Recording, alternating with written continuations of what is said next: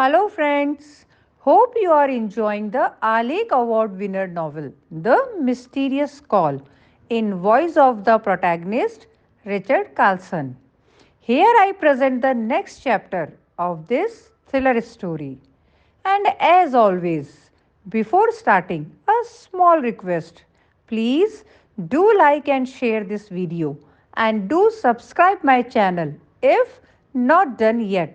So, without further ado, let's start the novel. The Mysterious Call. The attack. I got into the Astra and soon zoomed past the residential area. My thoughts were still occupied by the events that unfolded last night. The mysterious call, meeting a strange girl, Watson's disappearance, the two guards helping the culprit, and then vanishing from the scene. Everything looked suspicious, and then the brutal murder of an old couple and finding an alpha combat at the murder scene. I was constantly worried about what might have happened to Watson. These thoughts were driving me crazy. In order to divert my attention from these ominous thoughts, I switched on the radio. I knew that Lewis loved to hear good songs, and the Astra would soon catch some good music. To my utmost pleasure, the music band The Police was playing Roxanne, and the voice of Sting comforted me the most. I found myself temporarily liberated from the stress. One after the other, great songs were on display, and I was lost in the great world of music. So much so that I didn't realize that the next 15 minutes zoomed past. I was soon near the commissioner's office. It was the lane where the commissioner office stood, and I was so engrossed in the music that I couldn't even fathom when a Ford Fiesta came just in front of me, and I experienced a dazzling flash in my eyes. It was a bright light, and my eyes dazzled for a second. When the eyelid opened, I saw a car approaching ferociously towards me. It appeared that the driver of the monstrous car was approaching at an alarming speed due to the driver losing control and was about to bang against my car. The felonious car was on the wrong side, and to prevent further damage, I had no option but to swerve my car violently towards the right, banging the concrete wall savagely. The driver of the car didn't move but followed the same route. It looked as if he had read my action beforehand. The Ford Fiesta left the scene, following its own path. The collision gave me a concussion, and I found everything circling around me.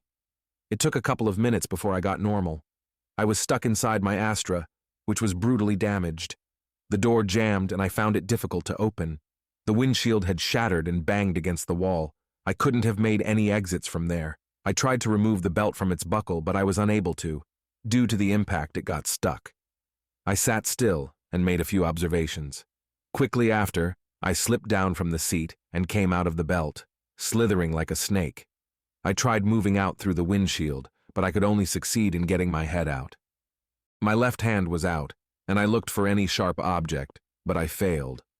I pulled the gun out of the holster and hit the windshield hard with the butt of the gun.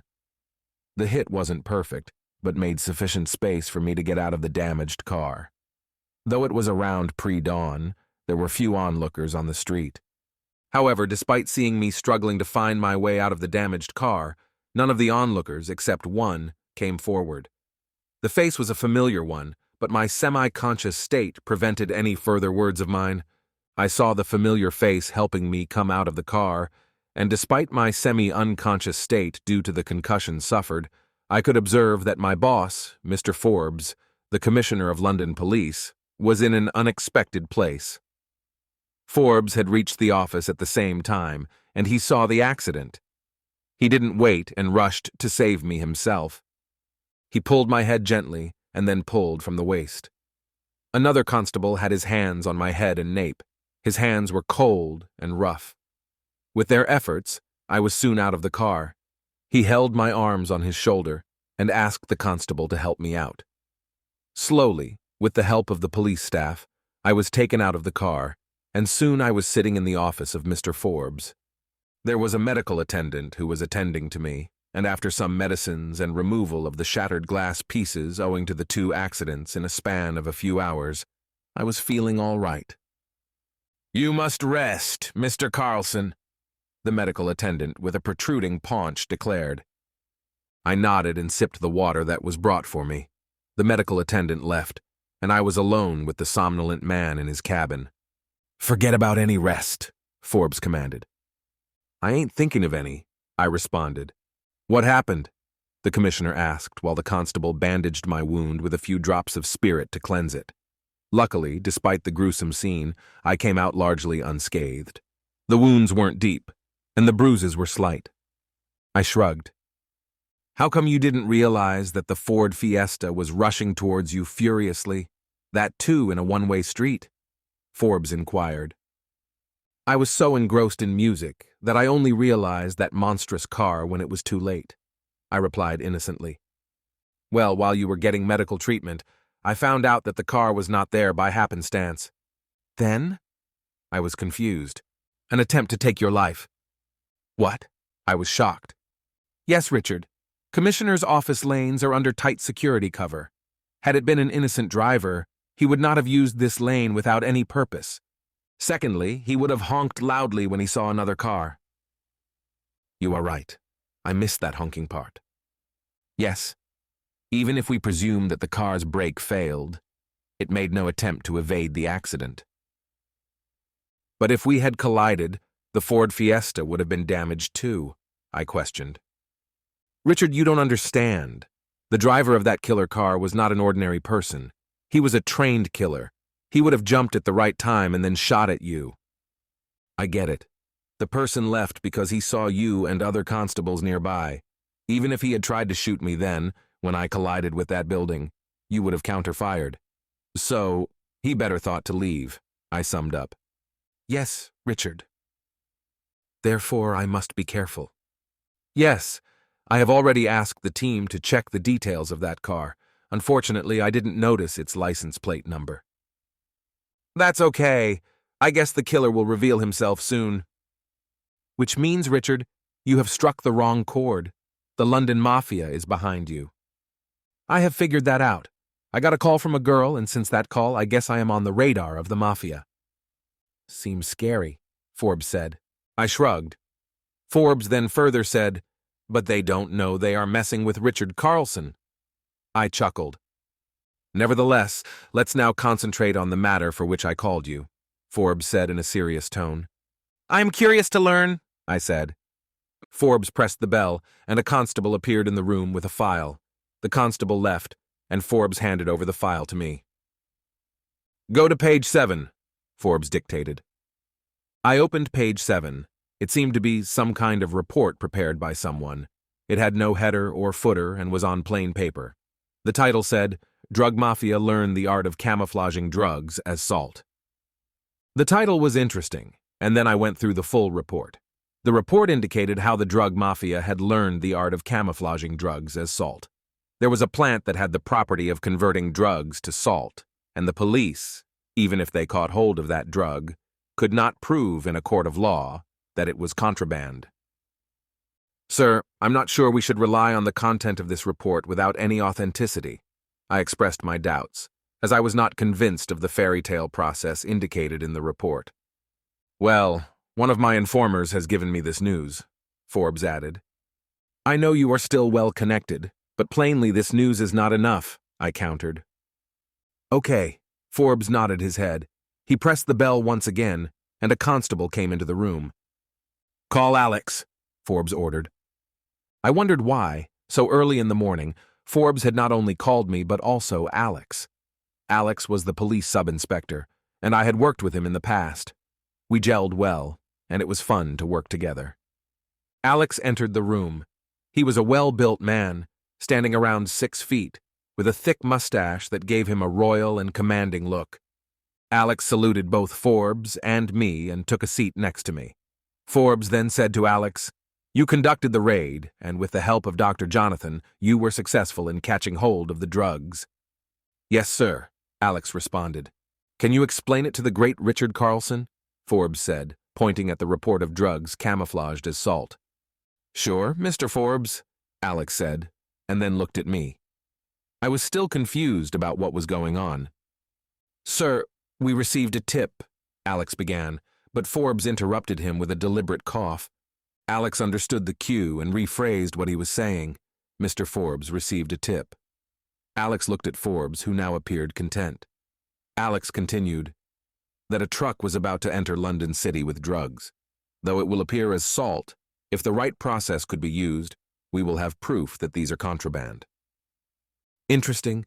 Mr. Forbes first got this report from an informer and then a tip, and you found out that the mafia is indeed camouflaging drugs as salt, I questioned.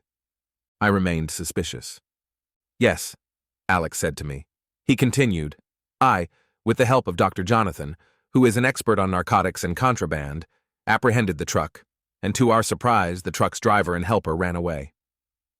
That doesn't necessarily mean there were drugs. Sometimes these lowly people get scared and run away.